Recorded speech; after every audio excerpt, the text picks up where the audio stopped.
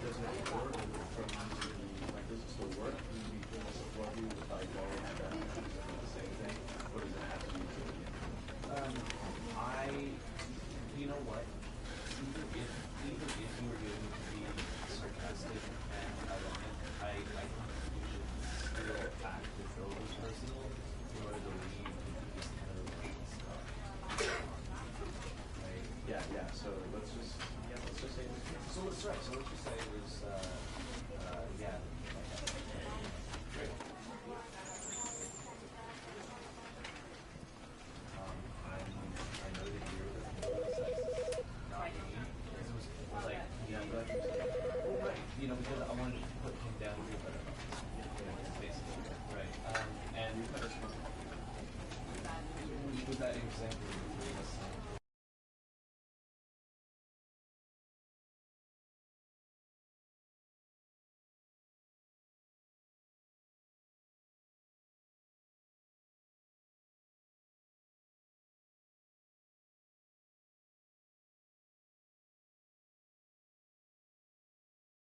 This is the story of a man named Stanley.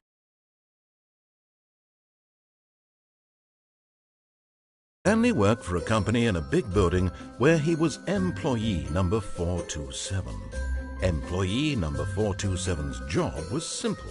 He sat at his desk in room 427 and he pushed buttons on a keyboard.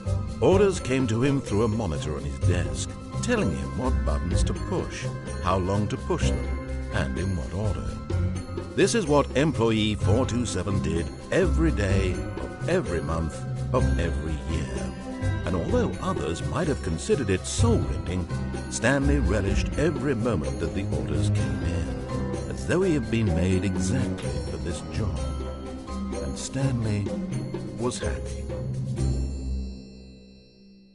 And then one day, something very peculiar happened. Something that would forever change Stanley. Something he would never quite forget. He had been at his desk for nearly an hour when he realized that not one single order had arrived on the monitor for him to follow. No one had showed up to give him instructions, call a meeting, or even say hi. Never in all his years at the company had this happened, this complete isolation. Something was very clearly wrong. Shocked, frozen solid, Stanley found himself unable to move for the longest time. But as he came to his wits and regained his senses, he got up from his desk and stepped out of his office.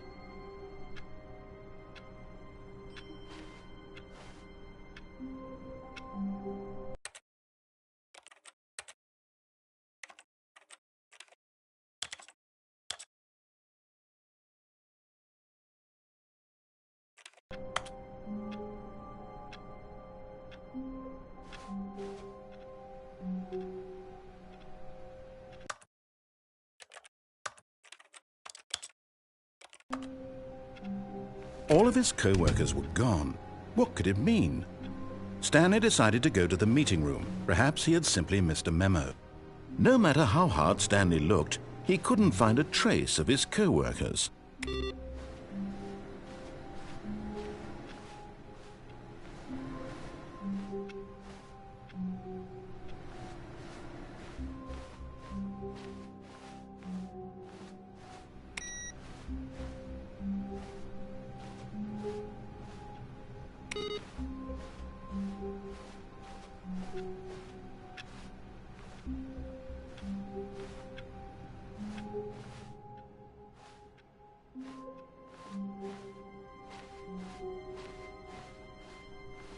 When Stanley came to a set of 2 open doors, he entered the door on his left.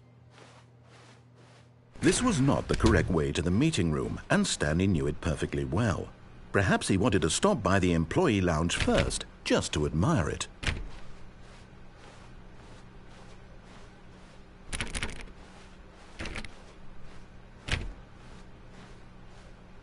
Ah, yes, truly a room worth admiring. It had really been worth the detour after all, just to spend a few moments here in this immaculate, beautifully constructed room. Stanley simply stood here, drinking it all in.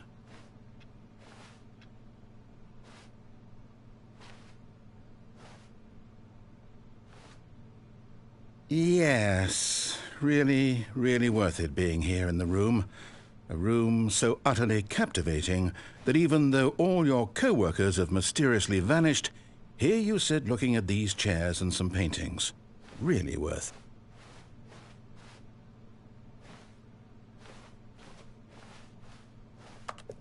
But eager to get back to business, Stanley took the first open door on his left.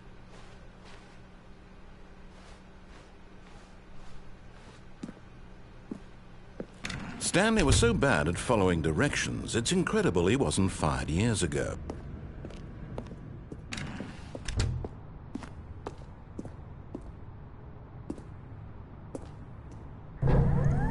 Look, Stanley, I think perhaps we've gotten off on the wrong foot here.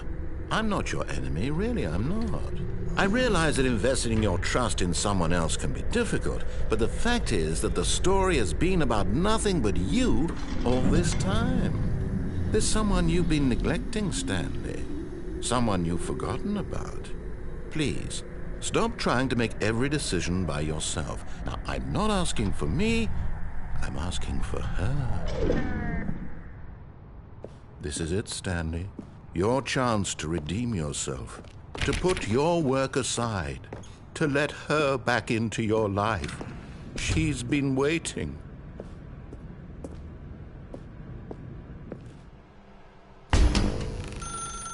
That's her, Stanley. You need to be the one to do this. To reach out to her. If you can truly place your faith in another, then pick up the phone. As Stanley picked up the phone, a white light engulfed him, filling him not just with radiance, but with hope. Hope for a life reunited one... Wait. Oh, goodness. Stanley, did you just unplug the phone? No, that wasn't supposed to be a choice. How did you do that? You actually chose incorrectly. I didn't even know that was possible. Let me double-check.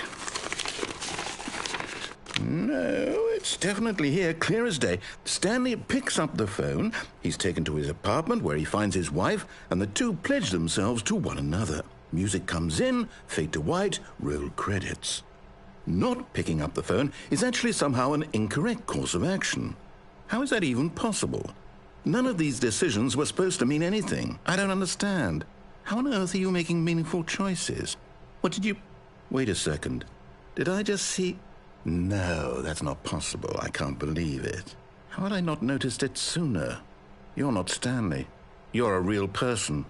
I can't believe I was so mistaken. This is why you've been able to make correct and incorrect choices. And to think I've been letting you run around in this game for so long. If you'd made any more wrong choices, you might have negated it entirely. It's as though you completely ignored even the most basic safety protocol for real-world decision-making. Or did you not grasp the severity of the situation? Well, I won't have that kind of risk on my watch.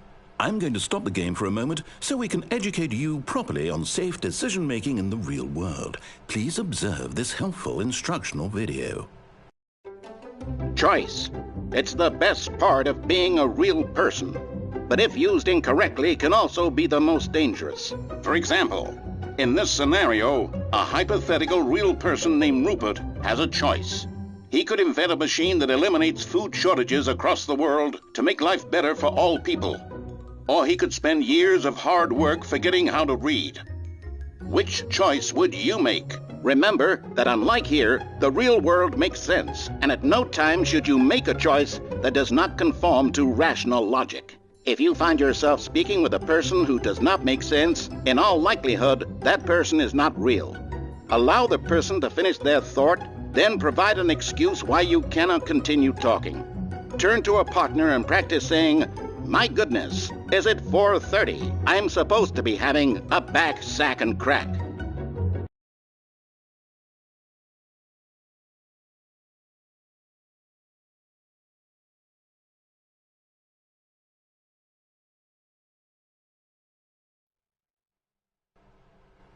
Excellent. Making choices on a regular basis is the best part to a healthy decision-making process. Most medical professionals recommend making at least 8 choices per day. Do you make more than 8? Less? And finally, If you begin to wonder if your choices are actually meaningful and whether you'll ever make a significant contribution to the world, just remember that in the vast infiniteness of space, your thoughts and problems are materially insignificant, and the feeling should subside. At this time, your instructor will guide you in an exercise to test and reinforce the material covered in this video. Ah, welcome back. You may have noticed that this room has begun to deteriorate as a result of narrative contradiction. But not to worry. Now that you're properly informed on good decision-making, we're going to revisit a choice you made just a few minutes ago and see what the correct thing to do would have been. This way, please.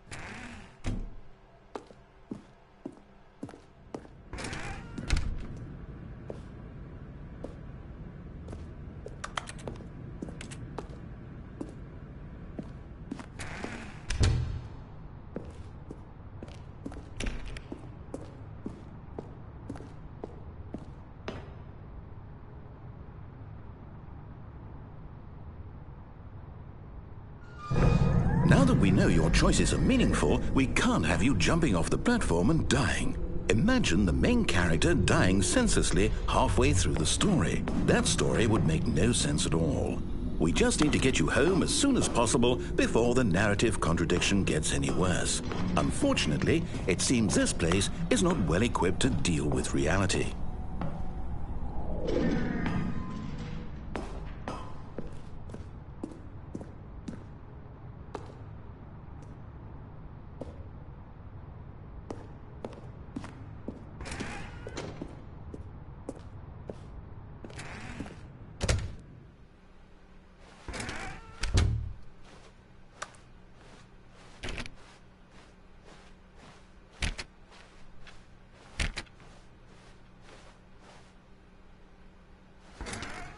Almost there. You'll take the door on the left, back to the correct ending, the story will have resolution once again, and you'll be home free in the real world.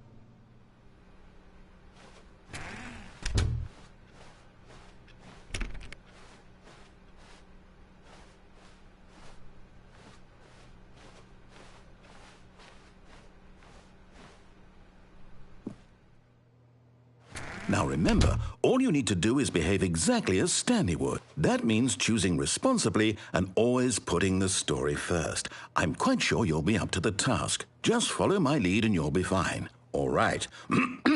When Stanley came to a set of 2 open doors, he entered the door on his left. No! Why did you do that? Quickly, hurry back in the other direction. Perhaps we're not too late.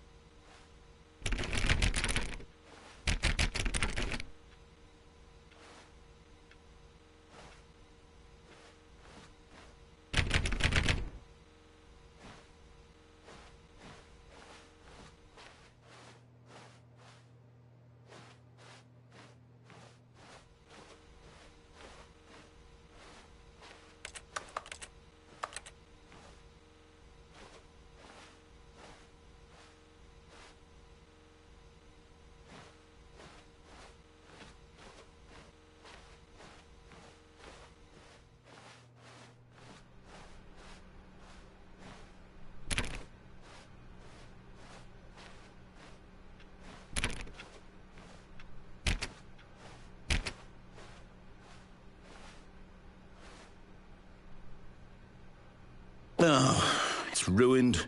I can't believe, after everything we talked about, that my story, you've destroyed my work.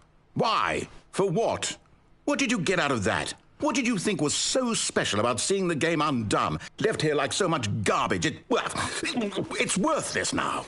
And what am I supposed to do? Even if there were a way to continue, would it be worth it? To know that my story is now incorrect? How can I go back to that?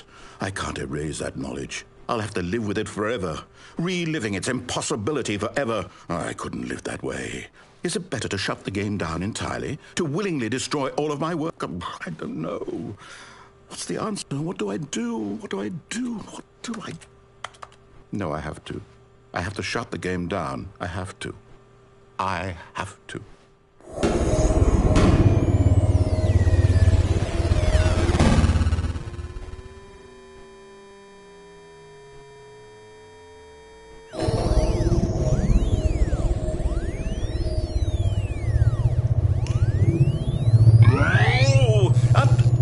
I'm here. I'm still here. Here in this pile of rubbish. With you. You, who thought you were so clever. Now look where we are. My entire game is destroyed. It was the only thing in the world that was mine, and you've run it into the ground. What, did you think that would be funny? You just had to see?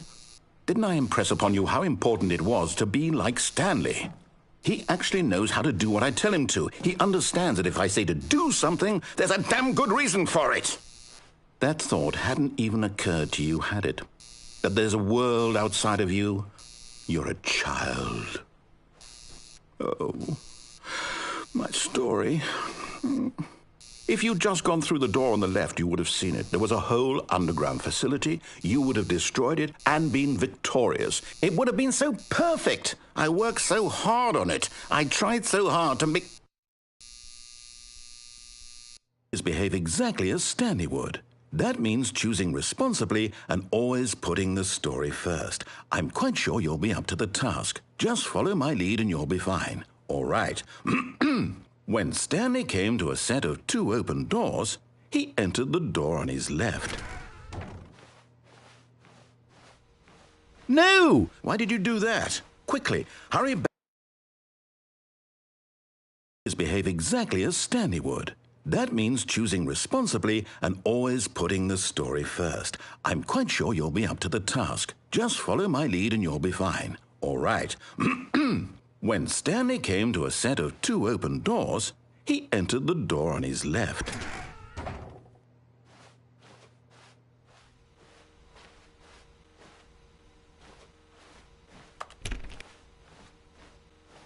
No! Why did you do that? Quickly, hurry back.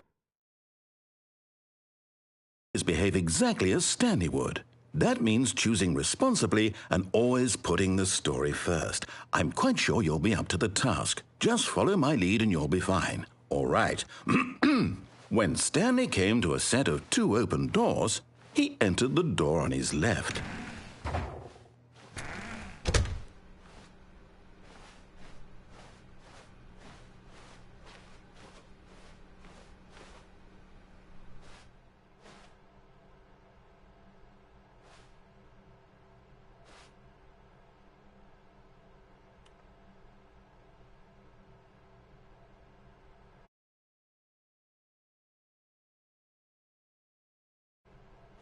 Yet there was not a single person here either. Feeling a wave of disbelief, Stanley decided to go up to his boss's office, hoping he might find an answer there.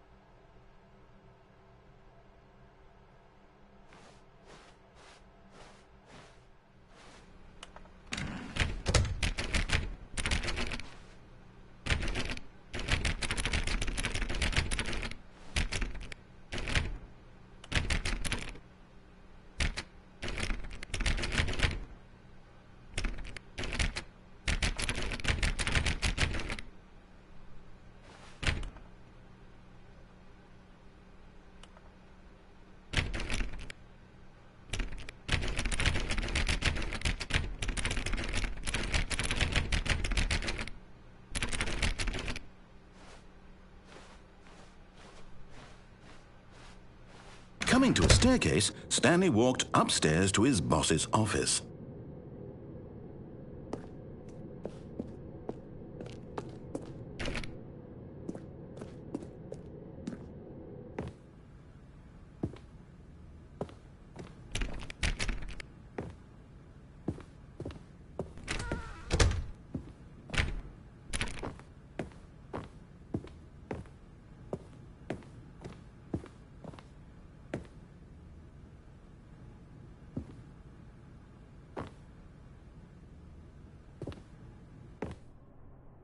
Stepping inside his manager's office, Stanley was once again stunned to discover not an indication of any human life. Shocked, unraveled, Stanley wondered in disbelief who orchestrated this, until he saw the door with a voice receiver next to it. Surely behind this door lay all the answers to his questions. And beyond all probability, he knew the passcode. He had seen it on his boss's computer just last week. Night Shark 115. Was this the code to open the door? Would it still work? There was only one way to find out. Stanley had been trained never to speak up, but now he would draw from within himself the courage to face the unknown. He drew a sharp breath and then spoke the code.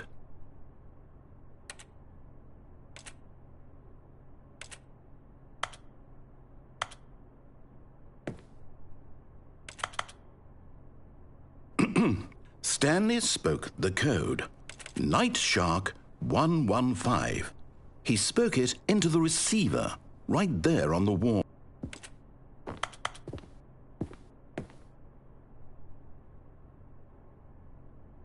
I'm sorry, is there a problem? You didn't mishear me, did you? Please speak the code into the receiver. Otherwise we can't get on with the story. This is a crucial step.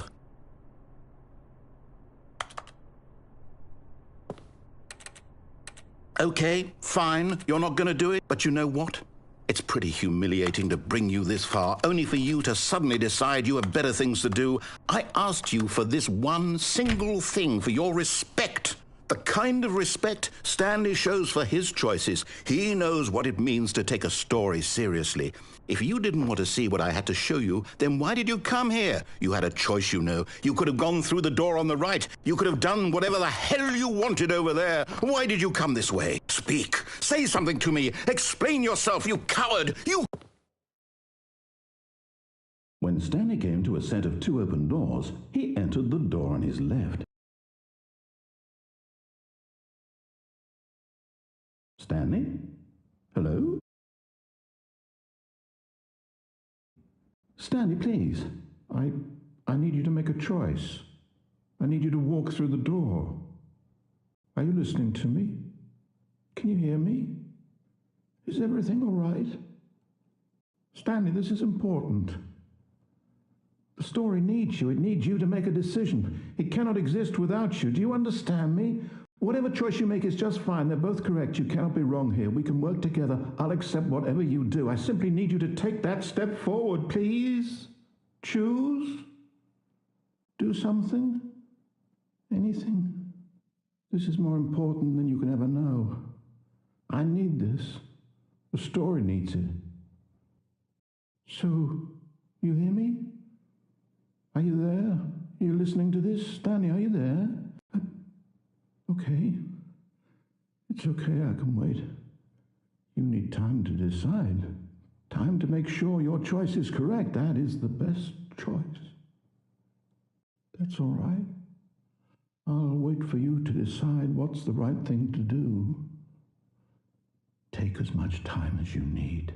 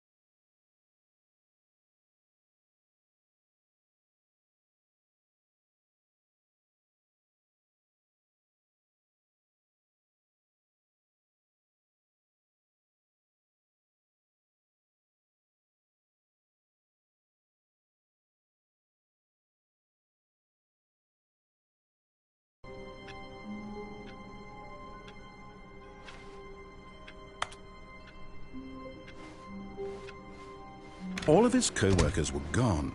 What could it mean? Stanley decided to go to the meeting room. Perhaps he had simply missed a memo.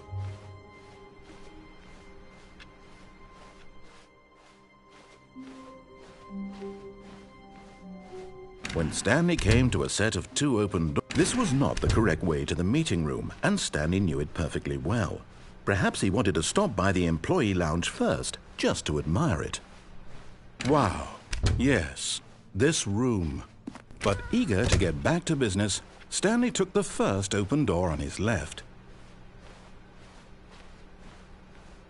Stanley was so bad at following directions, it's incredible he wasn't fired years ago.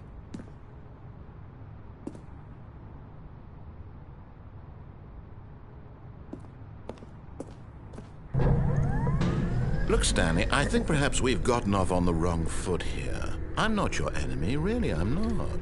I realize that investing your trust in someone else can be difficult, but the fact is that the story has been about nothing but you all this time. There's someone you've been neglecting, Stanley. Someone you've forgotten about. Please, stop trying to make every decision by yourself. Now, I'm not asking for me, I'm asking for her. This is it, Stanley. Your chance to redeem yourself, to put your work aside, to let her back into your life. She's been waiting. That's her, Stanley. You need to be the one to do this, to reach out to her. If you can truly place your faith in another, then pick up the phone.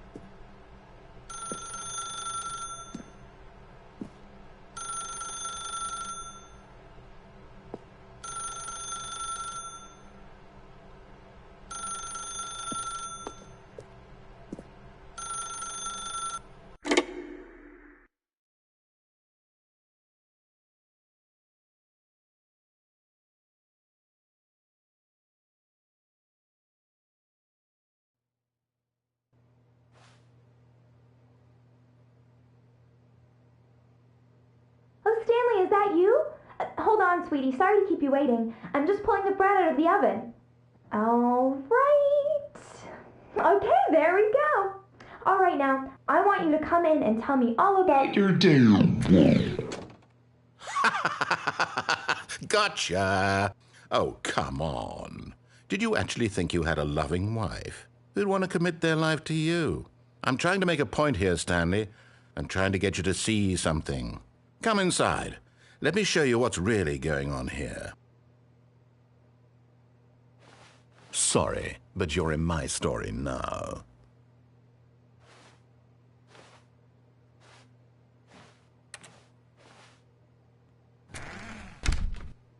This is a very sad story about the death of a man named Stanley.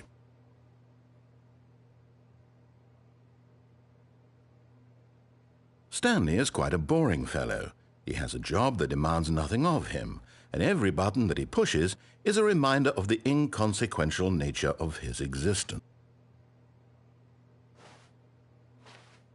Look at him there, pushing buttons, doing exactly what he's told to do. Now he's pushing a button. Now he's eating lunch. Now he's going home. Now he's coming back to work. One might even feel sorry for him, except that he's chosen this life.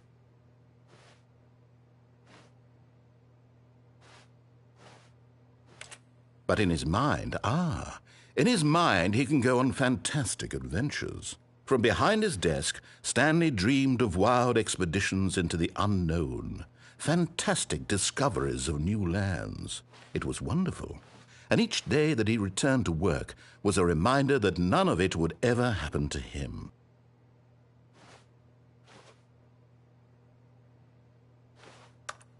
And so he began to fantasize about his own job. First, he imagined that one day while at work, he stepped up from his desk to realize that all of his co-workers, his boss, everyone in the building had suddenly vanished off the face of the earth. The thought excited him terribly. So he went further. He imagined that he came to 2 open doors and that he could go through either. At last, choice. It barely even mattered what lay behind each door. The mere thought that his decisions would mean something was almost too wonderful to behold.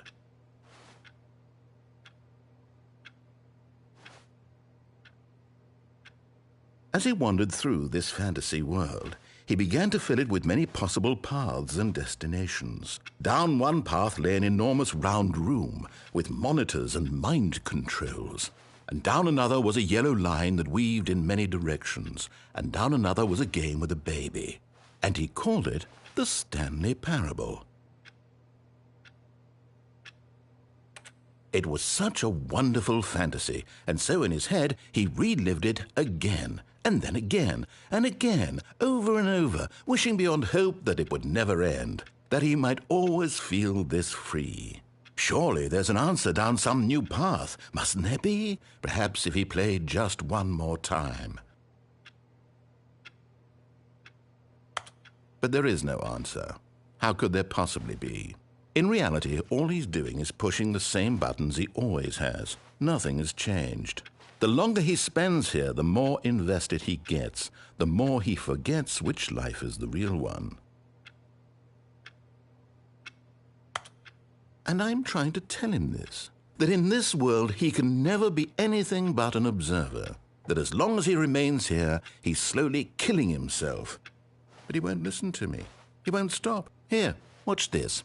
Stanley, the next time the screen asks you to push a button, do not do it.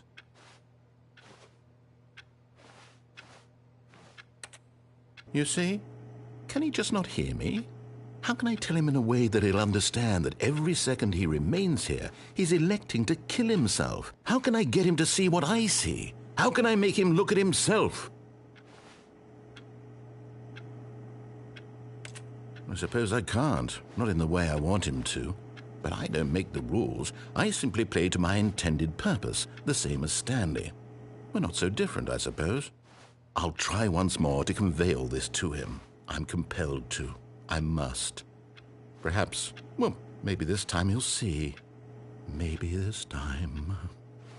And I tried again, and Stanley pushed a button. And I tried again, and Stanley pushed a button. And I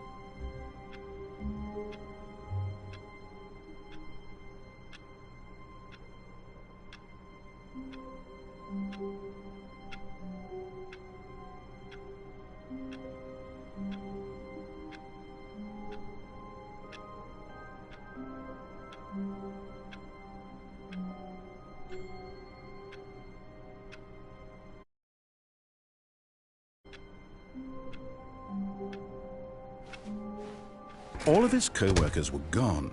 What could it mean? Stanley decided to go to the meeting room. Perhaps he had simply missed a memo.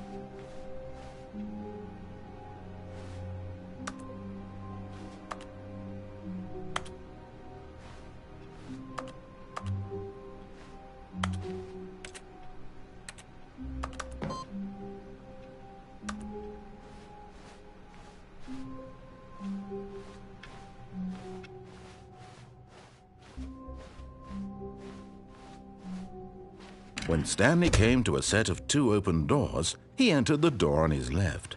This was not the correct way to the meeting room, and Stanley knew it perfectly well. Perhaps he wanted to stop by the employee lounge first, just to admire it. The lounge was sublime, a work of art. What but eager to get back to business, Stanley took the first open door on his left. And so he detoured through the maintenance section, walked straight ahead to the opposite door, and got back on track.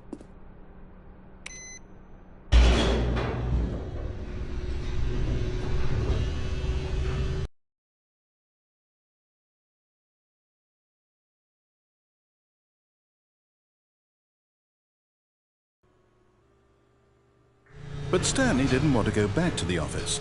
He wanted to wander about and get even further off track. So now in order to get back, he needed to go,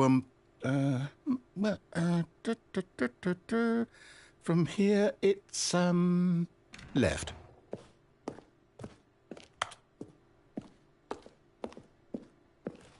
Oh, no, it's to the right, my mistake. No, not the right. Why would I have ever said it was to the right? What was I thinking? It's clearly... Oh dear, would you hold on for a minute, please? Now, let's see. We went down right, left, down, left, right. Yep, okay, yes. I've got it now. This story is absolutely, definitely this way.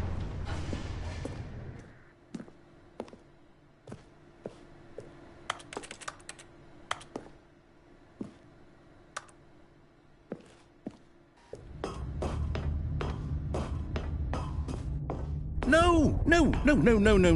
This isn't right at all. You're not supposed to be here yet. This is all a spoiler. Quick, Stanley, close your eyes. Okay.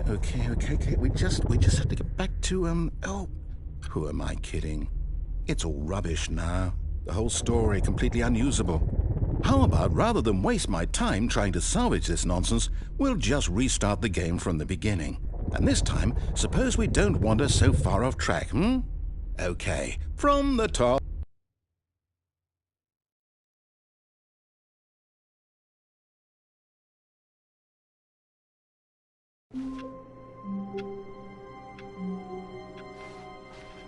All of his co-workers were gone.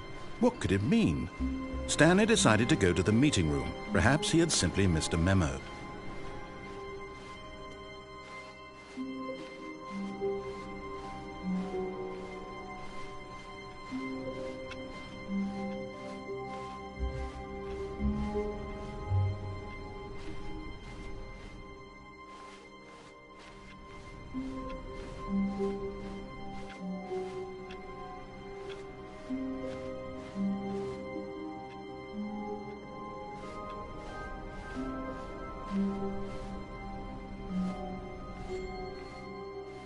When Stanley... Wait, what? No, I restarted. I swear, I definitely restarted the game over, completely fresh. Everything should be... Oh, did something change? Stanley, did you change anything when we were back in that room with all the monitors? Did you move the story somewhere, or... Hold on. Why am I asking you? I'm the one who wrote the story. It was right here just a minute ago. I know for sure that it's here somewhere. Okay, then. It's an adventure. Come, Stanley. Let's find the story.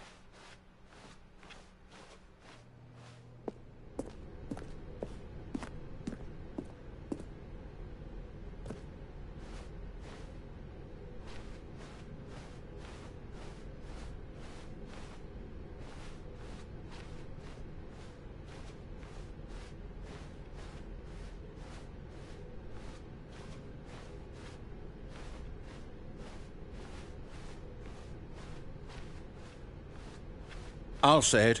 This is the worst adventure I've ever been on. I can promise you there definitely was a story here before. Do we need to restart the game again? Well, I find it unlikely that we'll ever progress by starting over and over again, but it's got to be better than this. Okay, let's give it a shot. Why not?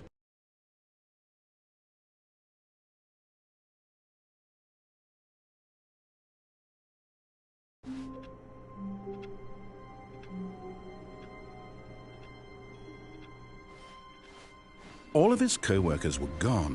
What could it mean? Stanley decided to go to the meeting room. Perhaps he had simply missed a memo.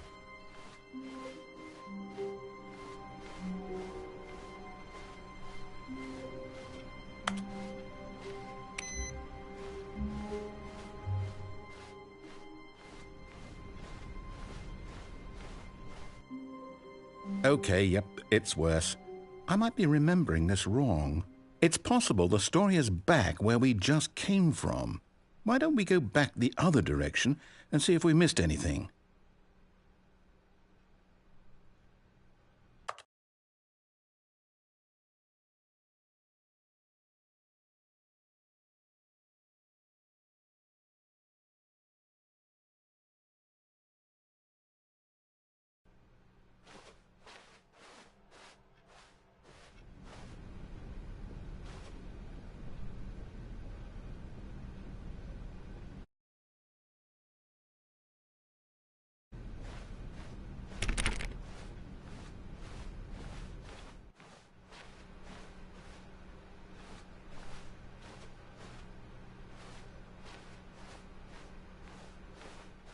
Aha! I knew we'd miss something. The story. Here it comes.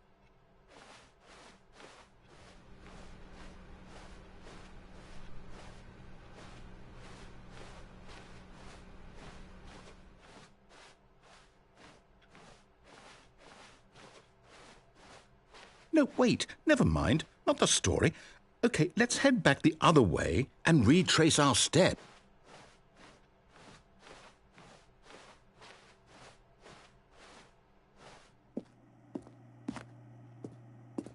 Now this, well, I'll be honest, I don't recognize this place at all. Is this the story? I don't think so. I can't quite recall, but I believe my story took place in an office building. Is that correct? Do you remember, Stanley? Well, do you know what? Since I've completely forgotten what we were supposed to be doing, how about this? You win! Congratulations! I know you put in a lot of hard work, and it really paid off, so good job. Oh, no. No, I don't feel right about this at all. We both know you didn't put in any actual work for that win. Some people win fair and square, and this was not one of those situations. Okay, I'm getting weirded out by whatever this place is. I don't care what might happen this time. I have to restart.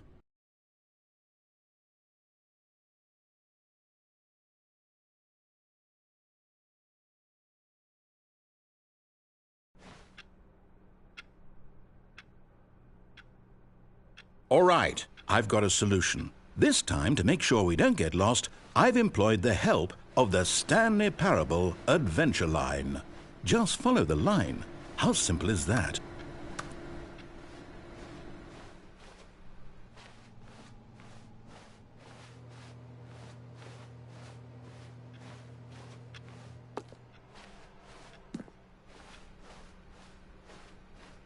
No, I'm down. We're leaving it up to the line from now on.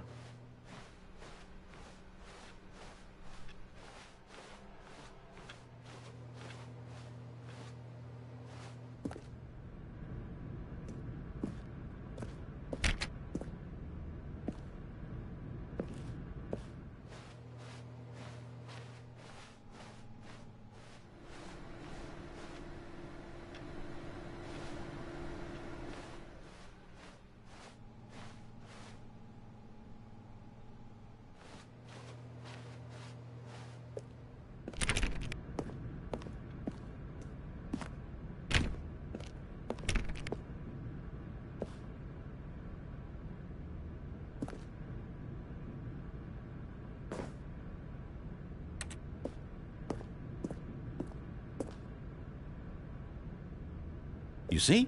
The line knows where the story is. It's over in this direction. Onward, Stanley, to destiny. Though, here's a thought.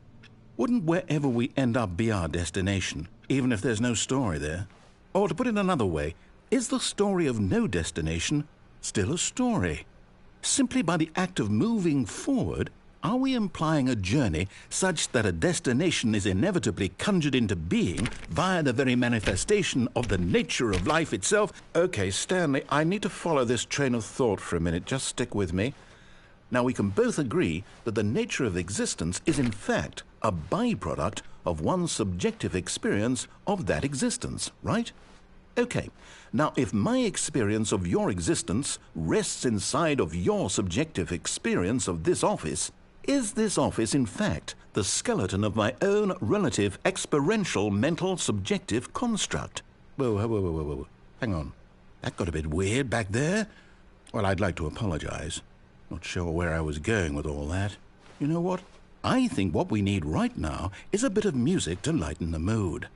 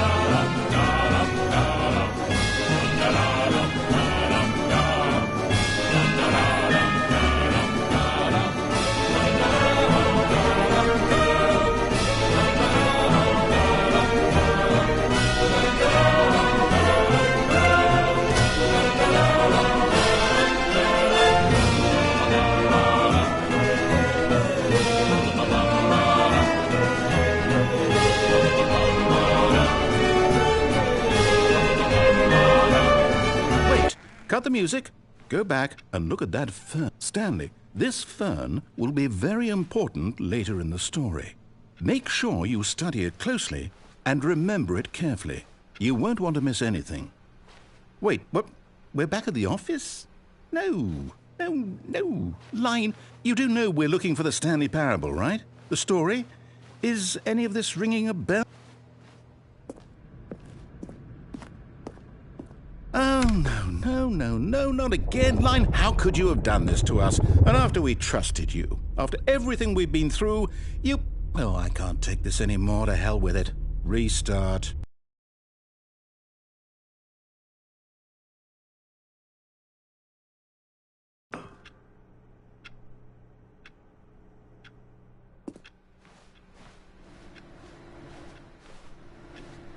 You know what, Stanley? I say forget the adventure line. What's it ever done for us? We're intelligent people, right? Why can't we make up our own story? Something exciting, daring, mysterious. Ooh, this all sounds perfectly doable. Why don't we simply start wandering in, well, I don't know. How about this direction?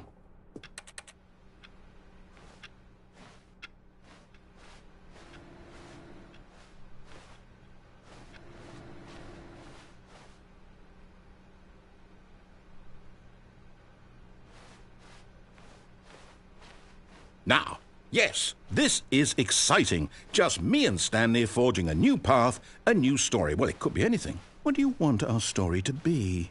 Go wild. Use your imagination. Whatever it might be, Stanley, I'm ready for it.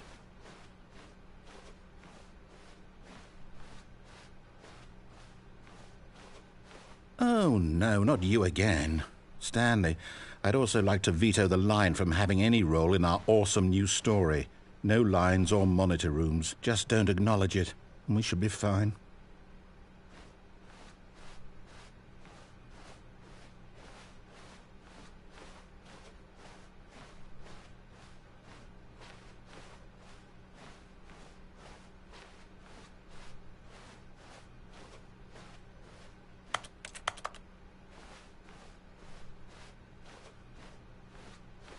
Ah, a choice. We get to make a decision. From here, the story is in our control. How important we mustn't squander the opportunity. In fact, I believe I need a minute to think here. Just walk in circles for a minute. Okay, so I know that each door has to lead somewhere, which means that somewhere, the place where we're trying to go, there must be a reverse door that leads here. And that in turn means that our destination corresponds with the counter-inverted reverse door's origin. So starting from the right, let us ask, will taking the right door lead us to where we're going? And since the answer is clearly yes, then by all accounts, the door on the right is the correct one. Another victory for logic. Come, Stanley, our destiny awaits.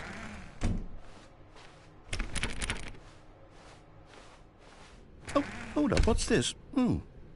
The confusion ending. You're telling me that's what this is? It's all one giant ending? And we're supposed to restart the game, what, eight times? That's really how all this goes? It's all determined? So now, according to the schedule, I restart again. Then what? Am I just supposed to forget? Well, what if I don't want to forget? My mind goes blank simply because it's written here on this thing, wall. Well, who consulted me? Why don't I get to decide? Why don't I get a say in all of this? Is it really? No, it can't be. I don't want it to be. I don't want the game to keep restarting. I don't want to forget what's going on. I don't want to be trapped like this. I won't restart the game. I won't do it. I won't do it. I won't do it. And the timer stopped? Does that mean, did we do it? Did we break the cycle? The, whatever it is that made this schedule? How would we even know?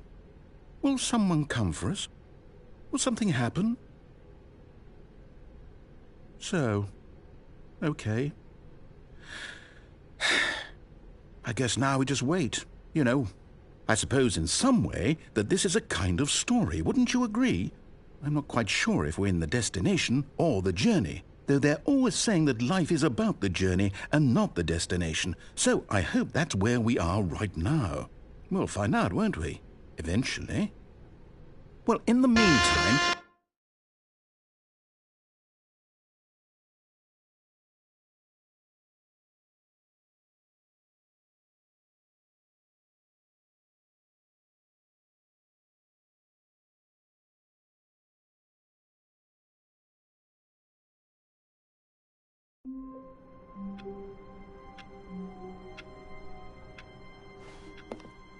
All of his co-workers were gone.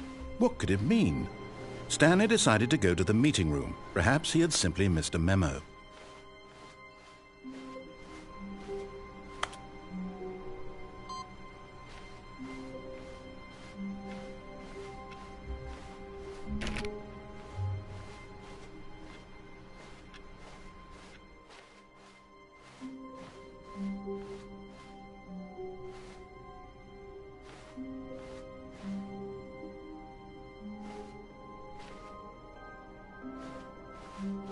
When Stanley came to a set of 2 open doors, he entered the door on his left.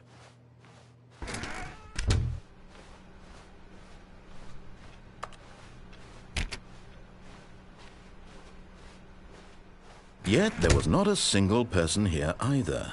Feeling a wave of disbelief, Stanley decided to go up to his boss's office, hoping he might find an answer there.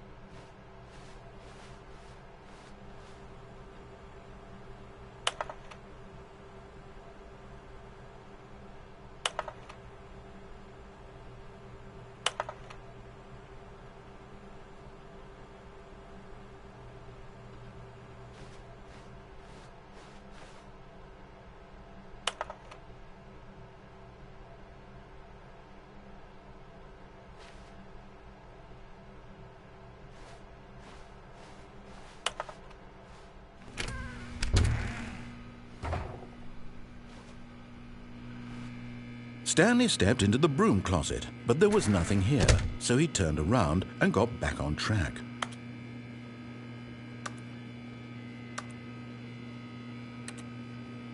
There was nothing here. No choice to make, no path to follow, just an empty broom closet. No reason to still be here.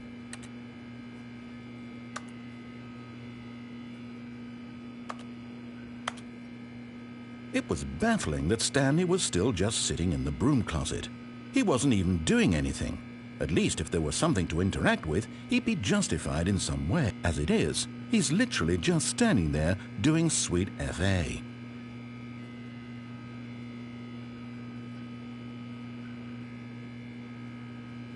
Are you really still in the broom closet? Standing around doing nothing? Why? Please offer me some explanation here. I'm genuinely confused.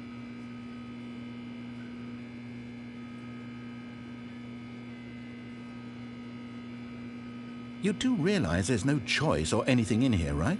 If I'd said Stanley walked past the broom closet, at least you would have had a reason for exploring it to find out.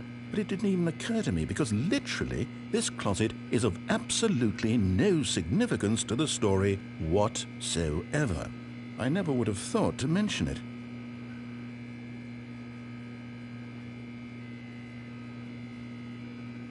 Maybe to you this is somehow its own branching path. Maybe when you go talk about this with your friends you'll say, "Oh, did you get the broom closet ending? The broom closet ending was my favorite." I hope your friends find this concerning.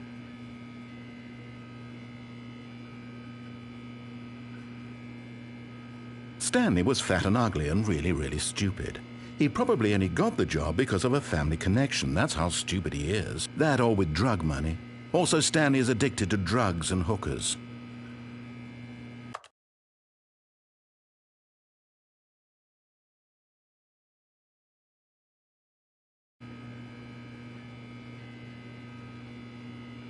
Well, I've come to a very definite conclusion about what's going on right now. You're dead. You got to this broom closet, explored it a bit, and were just about to leave because there's nothing here, when a physical malady of some sort shut down your central nervous system and you collapsed in front of your screen. Well, in a situation like this, the responsible thing is to alert someone nearby so as to ensure that your body is taken care of before it begins to decompose. Hello? Anyone who happens to be nearby? The person at this computer is dead. They have fallen prey to any number of your countless human physiological vulnerabilities. It's indicative of the long-term sustainability of your species.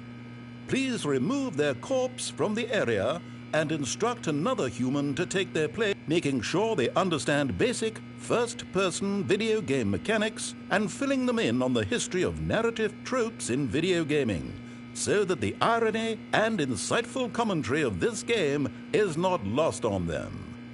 All right, when you've done that, just step out into the hallway.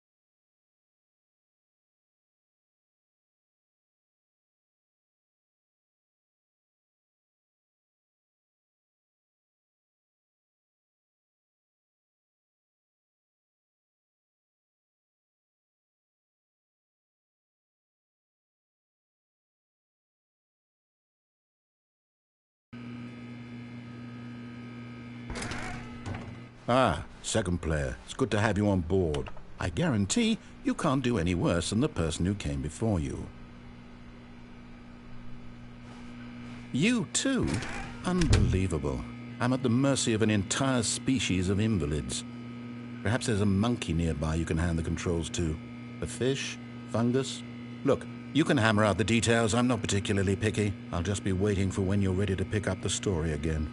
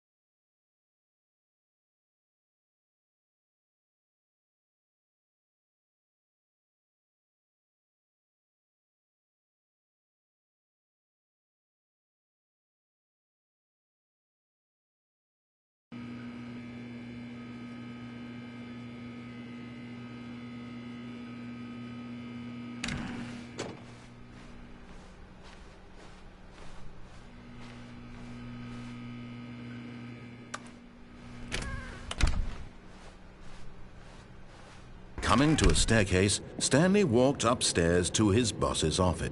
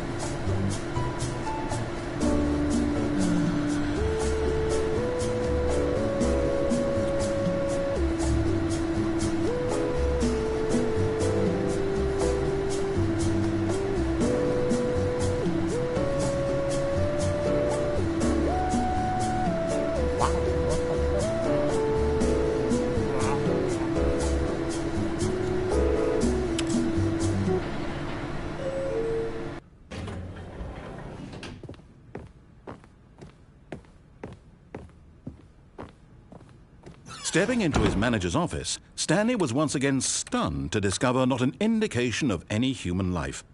Shocked, unraveled, Stanley wondered in disbelief who orchestrated this. What dark secret was being held from him? What he could not have known was that the keypad behind the boss's desk guarded the terrible truth that his boss had been keeping from him. And so the boss had assigned it an extra secret PIN number, 2845. But of course, Stanley couldn't possibly have known this.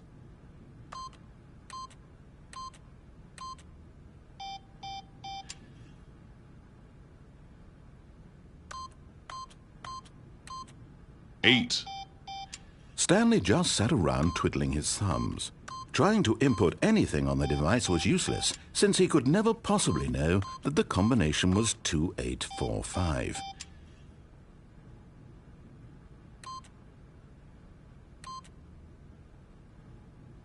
Two, 8, 4, 5.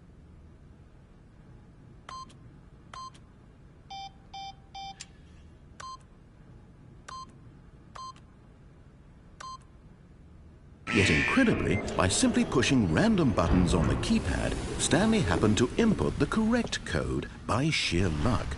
Amazing. He stepped into the newly opened passageway.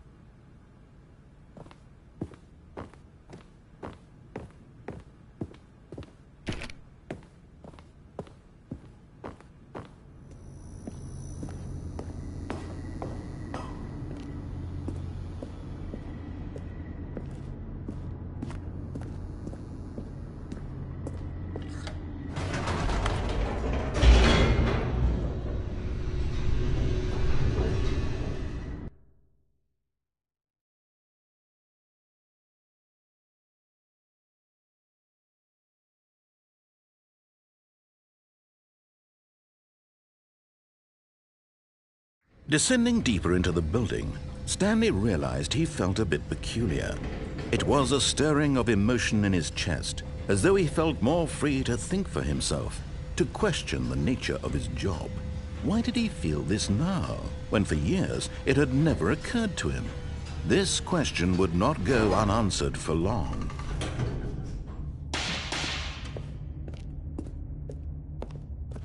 Stanley walked straight ahead through the large door that read Mind Control Facility. Although this passageway had the word Escape written on it, the truth was that at the end of this hall, Stanley would meet his violent death. The door behind him was not shut. Stanley still had every opportunity to turn around and get back on track. At this point, Stanley was making a conscious, concerted effort to walk forward and willingly confront his death.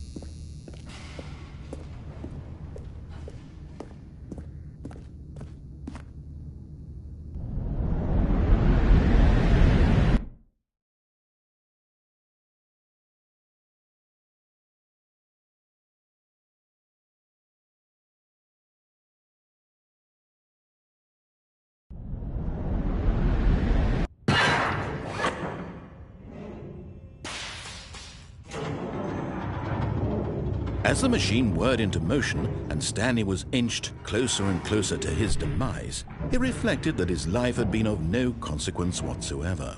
Stanley can't see the bigger picture. He doesn't know the real story, trapped forever in his narrow vision of what this world is. Perhaps his death was of no great loss, like plucking the eyeballs from a blind man. And so he resigned and willingly accepted this violent end to his brief and shallow life. Farewell, Stanley.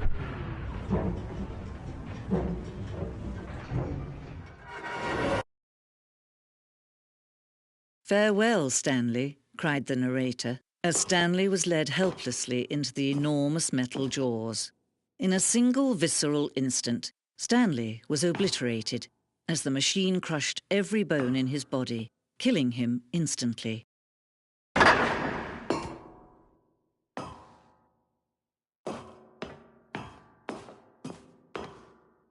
And yet it would be just a few minutes before Stanley would restart the game, back in his office, as alive as ever.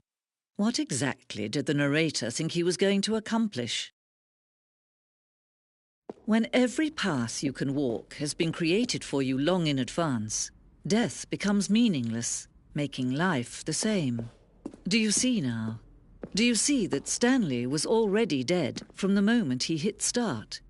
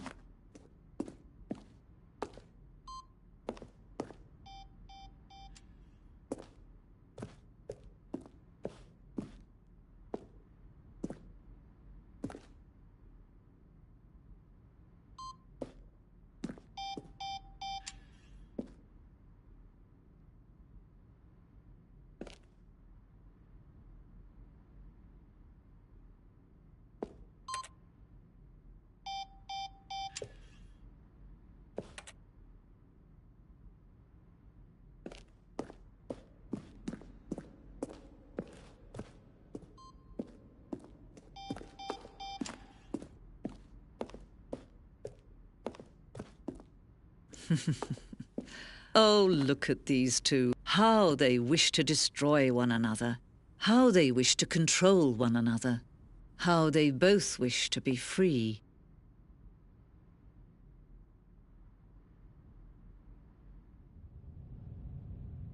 Can you see? Can you see how much they need one another? No, perhaps not. Sometimes these things cannot be seen. But listen to me. You can still save these two. You can stop the program before they both fail. Turn off your PlayStation. There's no way to beat this game. As long as you move forward, you'll be walking someone else's path. Stop now and it'll be your only true choice. Whatever you...